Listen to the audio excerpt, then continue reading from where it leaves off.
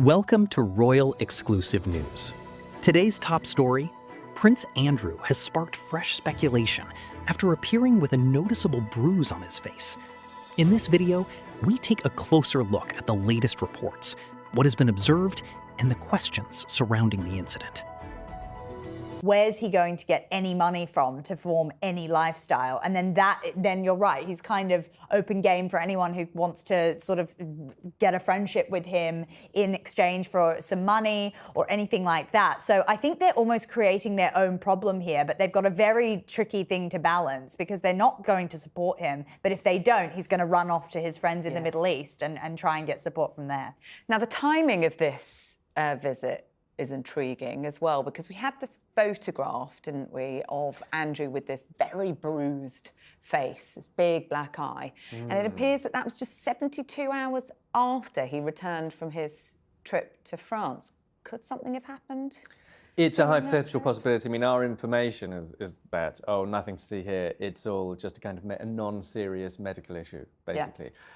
Which, it wasn't an altercation. No altercation, no kind of violent incident, but also, no accident, which it does rather narrow down the possible explanations.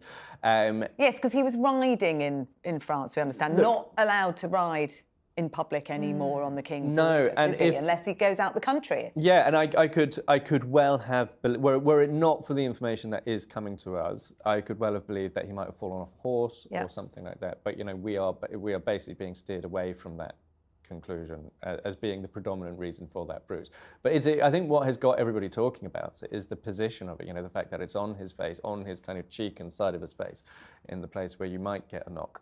It doesn't look like the product of any kind of, him being attacked by somebody, but it is a very, very big bruise. I'm somebody who does martial arts as a hobby, and you don't get that kind of thing from getting a clap around the cheekbone. But yeah, I mean, the guidance we have is that it was a medical issue. We talked about Harry's security and his fears, but Uncle Andrew feels that he is the one member of the royal family that's most at risk. I mean, I think he's probably got a point, hasn't he? There are an awful lot of people who may not wish him well. Yeah, of course. And, some of the deaths around different characters associated with Epstein are quite dubious. Make of that what you will. I won't put my full tinfoil hat on here. But, Virginia Giuffre and even Jeffrey Epstein's death in general, people have questions. The internet, wants to think, and lots of other figures associated with him.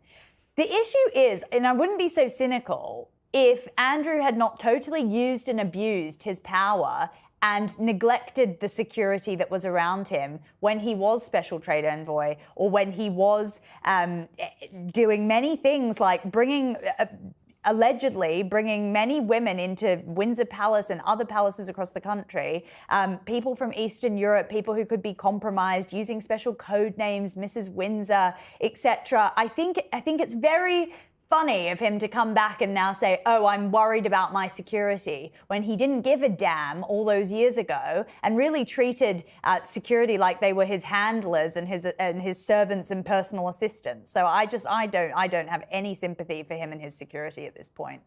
I think that if he was an ordinary person, because the whole point, he's supposed to be being treated like an ordinary person now and not given privileged special treatment for being a royal.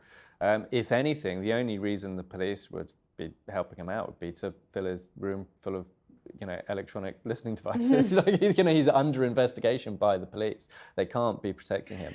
But at Wood Farm, he is quite exposed, isn't he? He did have the offer at one stage of moving into Harry and Meghan's old residence, which he could Frogmore simply have said, Cottage, which was within the Ring of Steel on the Windsor estate. All he had to do was say yes. Frogmore, Wood Farm, rather, is quite exposed. So I'm sure that he could still go to Frogmore Cottage. I doubt that. I don't think that offer will be open to him now.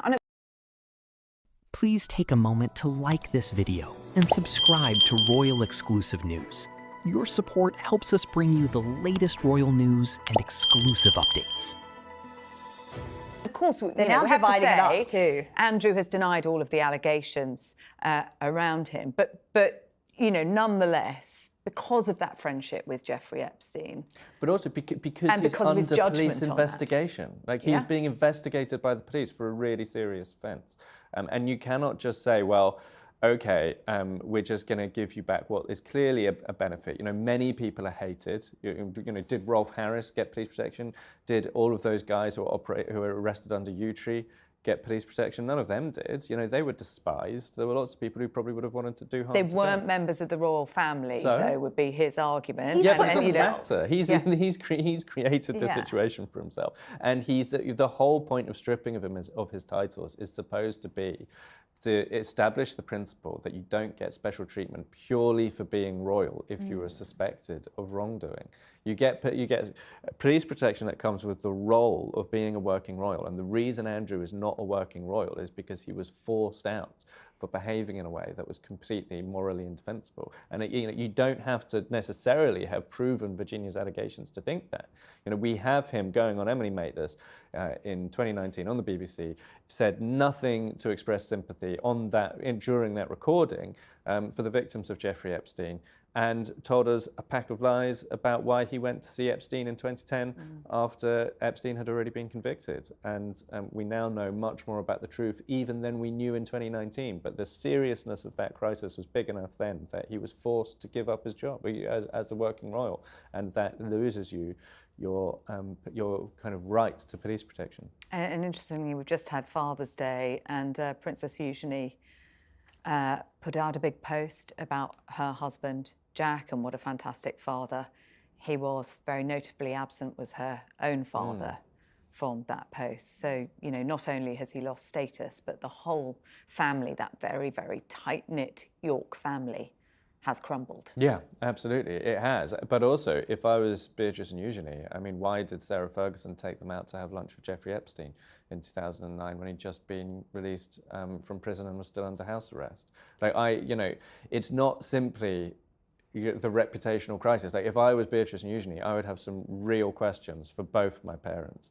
And why did you put us in this why position? did you bring us, you know, a teenager, I think 18 and 20, I think they were at the time. 19 and 20, yeah. 19 and 20, to meet a paedophile.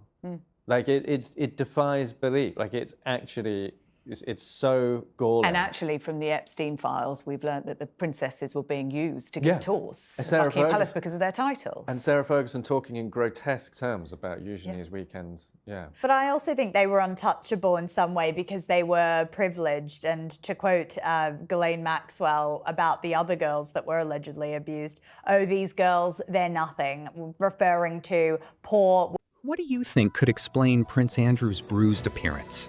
Share your thoughts in the comments below. If you enjoyed this update, don't forget to like, subscribe, and turn on notifications so you never miss our latest royal news.